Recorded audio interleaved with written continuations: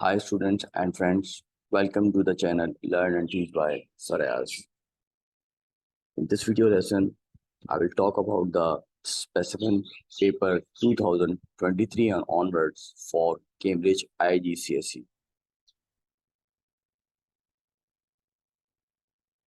Here is the paper.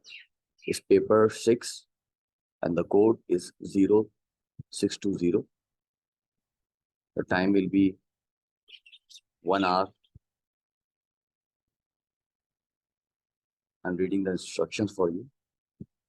Answer all questions. Use a black or dark blue pen. You may use an HB pencil for any diagrams or graphs. Write your name, center number, and candidate number in the boxes at the top of the page. Write your answer to each question in the space provided. Do not use an erasable pen or correction fluid. So you are not allowed to use any correction fluid or erasable pen in this paper. Do not write on any barcodes. You may use a calculator. You should show all your working and use appropriate units. Information. The total mark for this paper is 40. The number of marks for each question or per question is shown in brackets. Notes for use in qualitative analysis are provided in the question paper. First of all, I will show you the qualitative analysis notes. These are the qualitative analysis. You see, these are the notes for using qualitative analysis. This test for anions, test for aqueous cations, test for gases, and flame test for metal ions. So you use it to answer the appropriate question.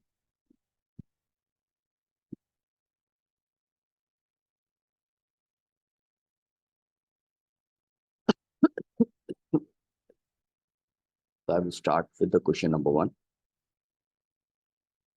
Student investigates the rate of reaction between magnesium ribbon and excess dilute hydrochloric acid by measuring the volume of gas produced. The student uses the apparatus in figure 1.1 to do two different experiments. Now, the student carried out two different experiments. The figure 1.1 for this experiment. Here's magnesium ribbon, and if he has added dilute hydrochloric acid. Any gas produced will be collected on the right side. Gas collected.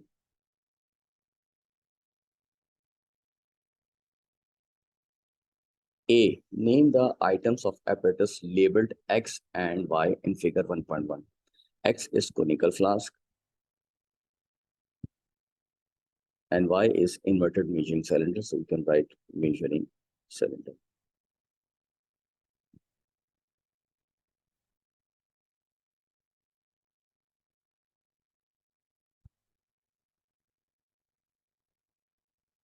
B. The gas made in the reaction is hydrogen.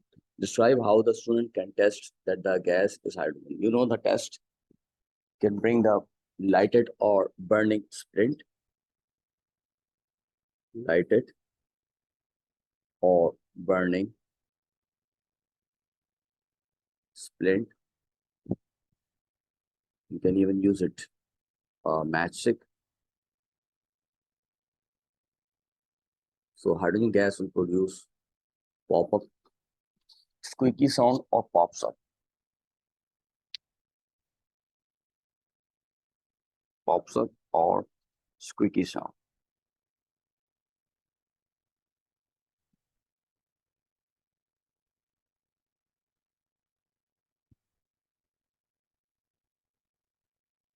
Figure 1.2 shows the results for each experiment. This is experiment 1 and experiment 2. You see the difference in the volume of both the experiments.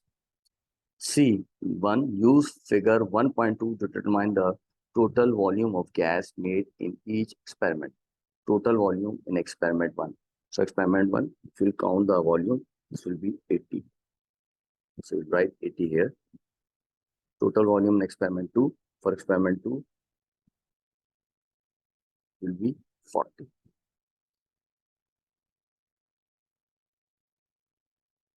Number 2, use your answers in C1 to suggest what the student changed experiment 2. You see the volume produced in experiment 2 is less volume of gas produced than in experiment 1. And if you look at the question, magnesium is the limiting reactant here because acid is in excess.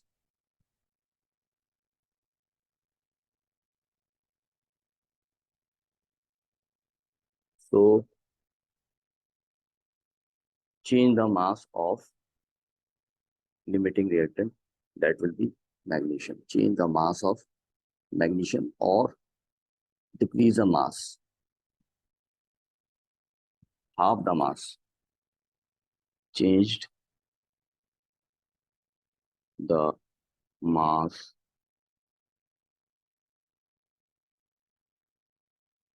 or half the mass of magnesium.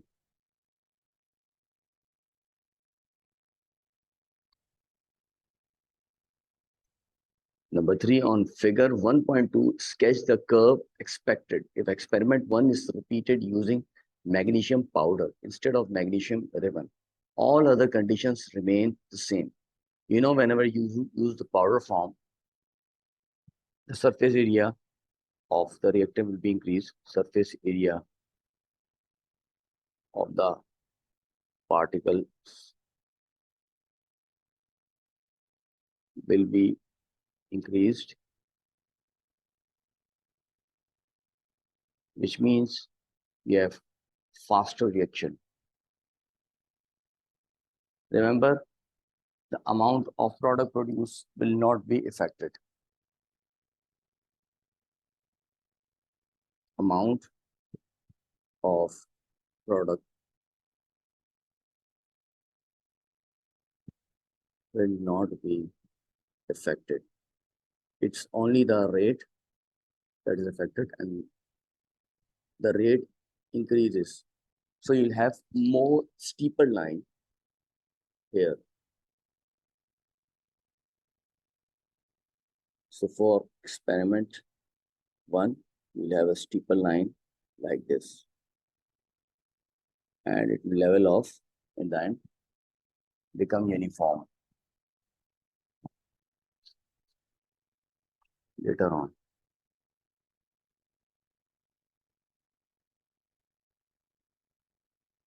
A student investigates the reaction between dilute hydrochloric acid and 2 different aqueous solutions of sodium hydroxide labeled solution A and solution B.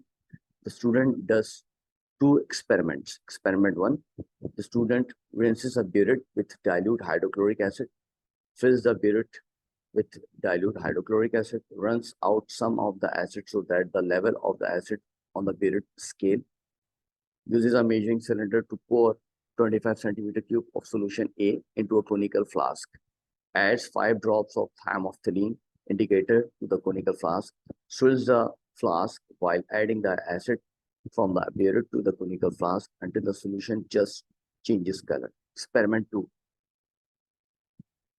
The student empties and rinses the conical flask with distilled water, repeats experiment 1 using solution B instead of solution A. So which means all the other steps are or remain same. A, use figure 2.1 and figure 2.2 to record the readings for experiments 1 and 2 in table 2.1 and complete table 2.1. This experiment 1, you have initial reading and final reading.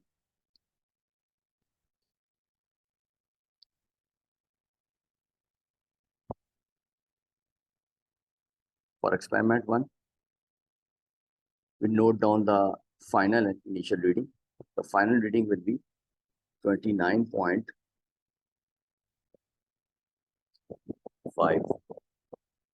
and initial reading will be 4.1. For experiment 2, the final reading will be 29.1 and the initial reading will be 16.4.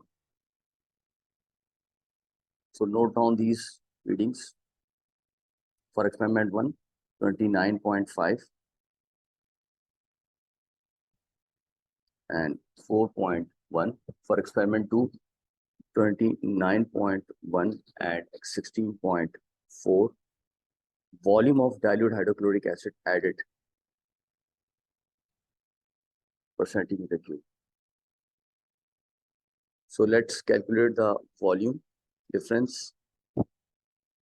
So for experiment 1, 29.8 minus 4.1, 25.7.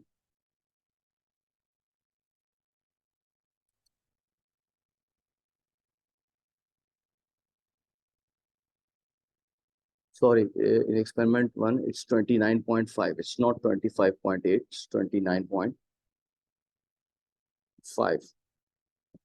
29.5 minus 4.1, 25.4.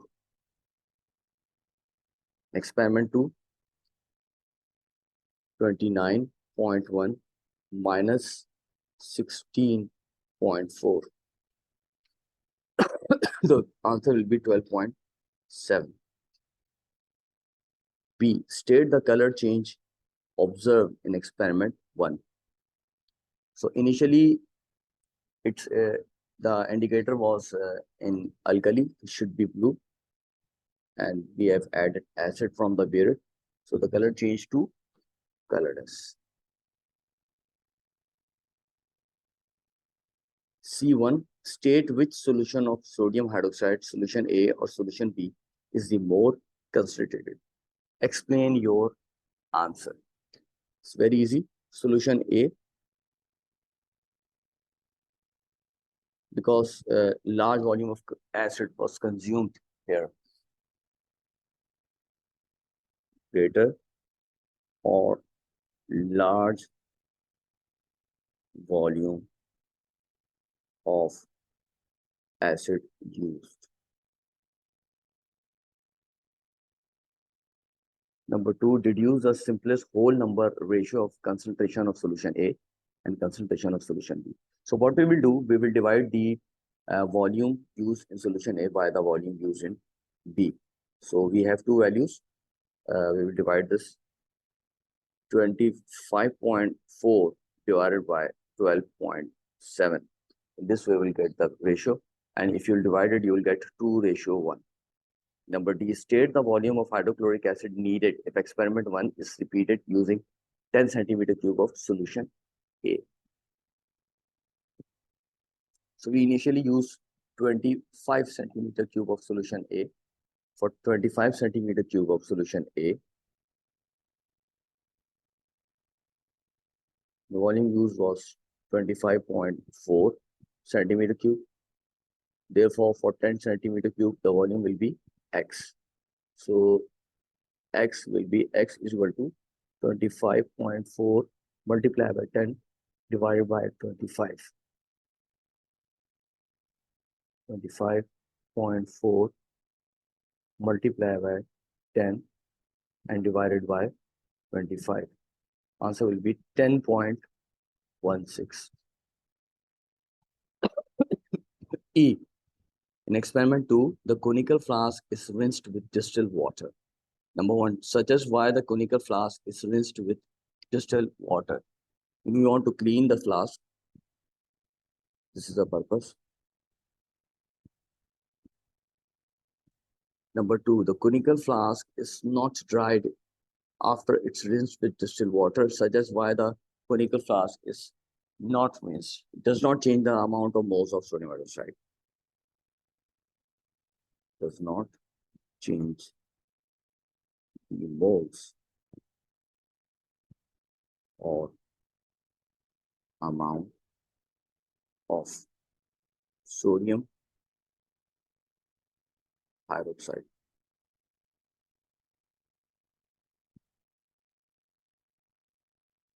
F.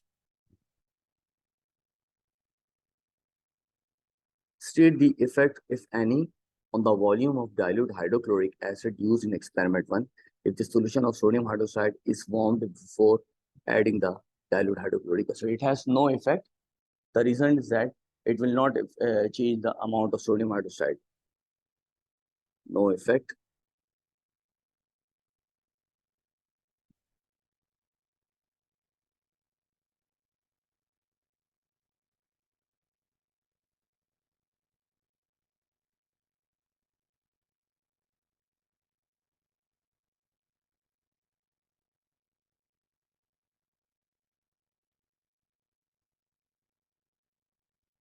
G1 suggests how the reliability of the results from experiment 1 and experiment 2 can be confirmed. Can repeat and compare the results. Repeat and compare the results.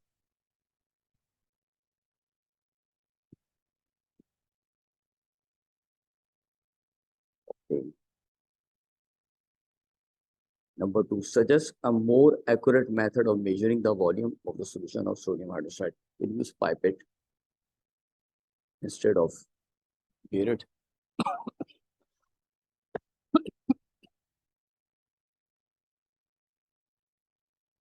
H. Aqueous sodium hydroxide reacts with aqueous barium chloride to form a white precipitate of barium hydroxide. Use this information to suggest a different method of finding out which of the solutions of sodium hydroxide, solution A or solution B, is more concentrated. In your answer, state how your results show which solution of sodium hydroxide, solution A or solution B, is more concentrated. So you'll take equal volumes of solution A and B. Equal volumes of solution A and B. The dependent variable will be the volume of aqueous barium chloride added or height of precipitate formed. So we'll write height of precipitate formed. Then in the end, more concentrated, the conclusion will indicate conclusion more concentrated sodium hydroxide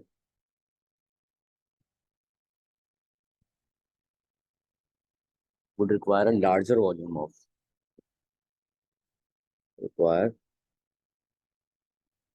larger volume of barium chloride, or it would form more precipitate. It would form more precipitate. The height of the precipitate will be higher. 3. A student tests two solids, solid C and solid D. Test on solid C. Solid C is iron 2 sulfate. Complete the expected observations. The student dissolves solid C in water to form solution C. The student divides solution C into 3 portions. A. To the first portion of solution C, the student adds 1 centimeter cube of dilute nitric acid followed by a few drops of aqueous silver nitrate. Observations for this will be no change.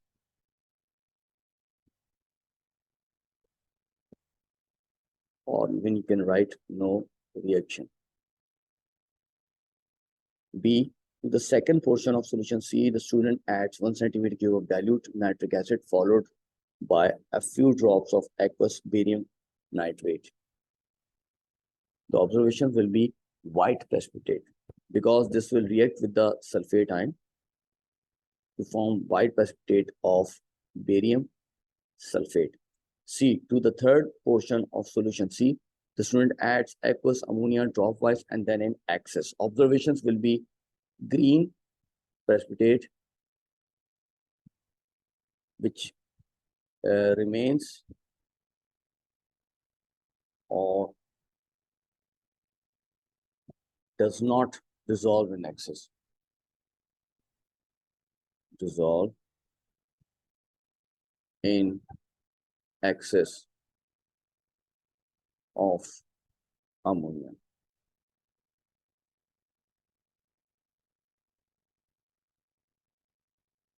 Test on solid D. Table 3.1 shows the test and the student's observation for solid D. For test 2 and test 3, the student dissolves solid D in water to form solution D. The student divides solution D into two portions. Test 1, do a flame test. Observations will be orange red color. Test 2, to the first portion of solution D, add aqueous sodium hydroxide dropwise and then in excess. White precipitate forms no further change, which means it does not dissolve. Test 3, to the second portion of solution D, add 1 centimeter cube of dilute nitric acid followed by a few drops of aqueous silver nitrate, white precipitate, which means it must contain chloride ion, because the chloride ion will form white precipitate of silver iodide with silver nitrate. D, describe how to do the flame test used in test 1. Now they are asking about the procedure. You can write any three of these, any three from. Use a clean wire.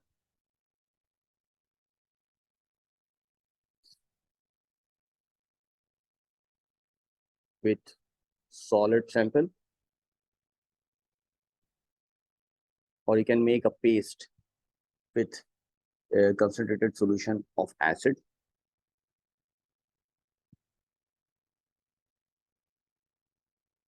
Make a paste with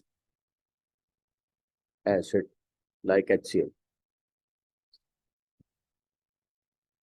You have hot flame or blue.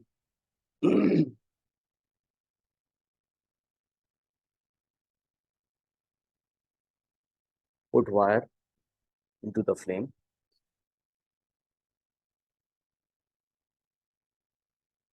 Wire into the flame.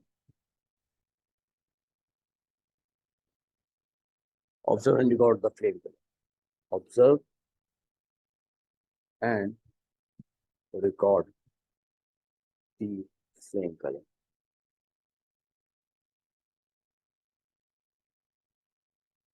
Now identify solid D. The flame color suggests it must contain calcium or Ca plus 200. And the test with the silver nitrate suggests it must contain chloride, Cl negative. So you have calcium chloride or CaCl2.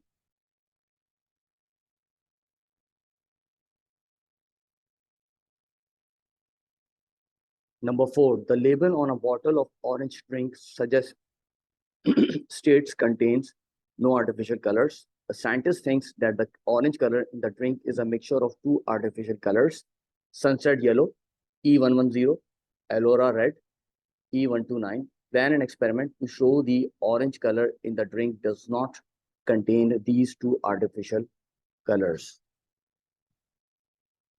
Your plan should describe the use of common laboratory apparatus and samples of E110, E129, and the orange coloring from the drink. You may draw a diagram to help answer the question. So the color will suggest the technique used will be chromatography. So if you want, you can draw the diagram. Chromatography. You have a beaker containing the solvent. You have the paper soaked in it. You have solvent level.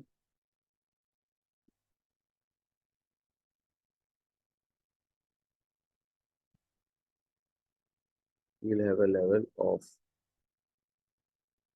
this will be the baseline with spots of color, orange color.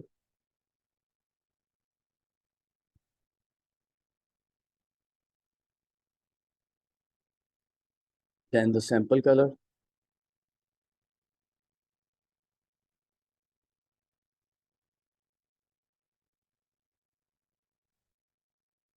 As they are suggesting, does not contain.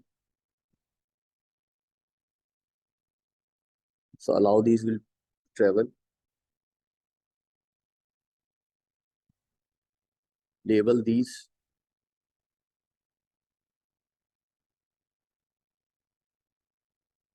We have mobile or solvent, stationary,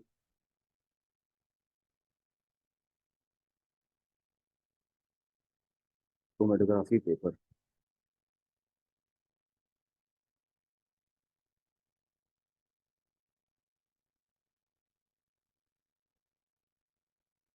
This will be orange color.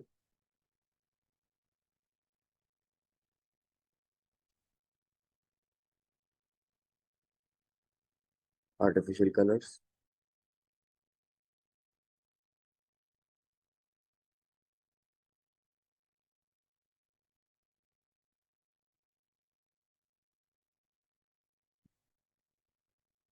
This will be the baseline.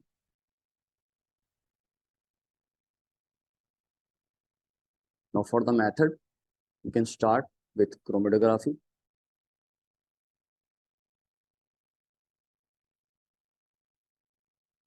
Then pencil baseline.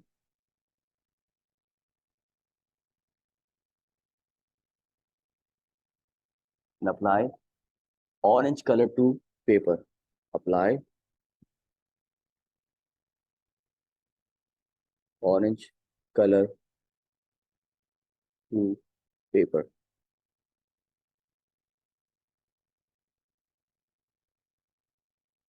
And add artificial samples of both the artificial colors, that is E110 and E129.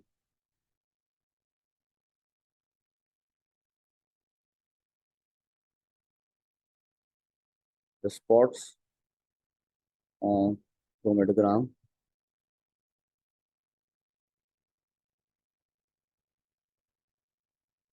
below baseline.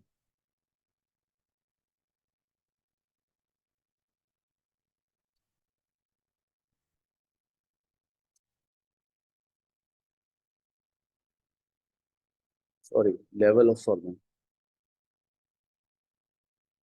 This one will be level of solvent.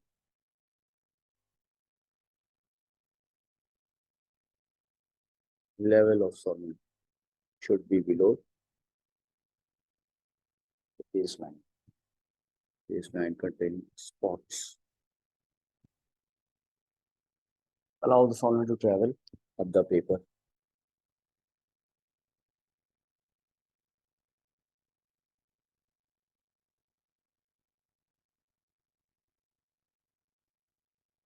You can use your ruler to measure the distance.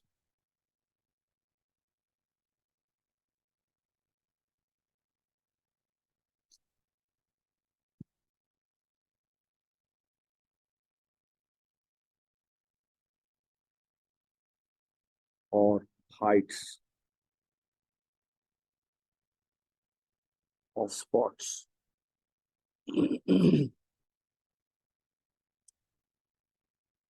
Against orange string.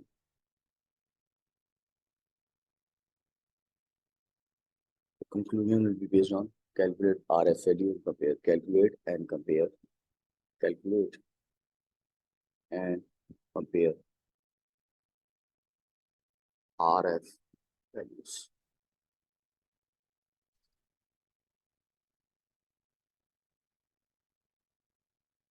Thanks for watching. Press like and share my videos. Give comments. For more videos, subscribe to my channel and press the bell icon.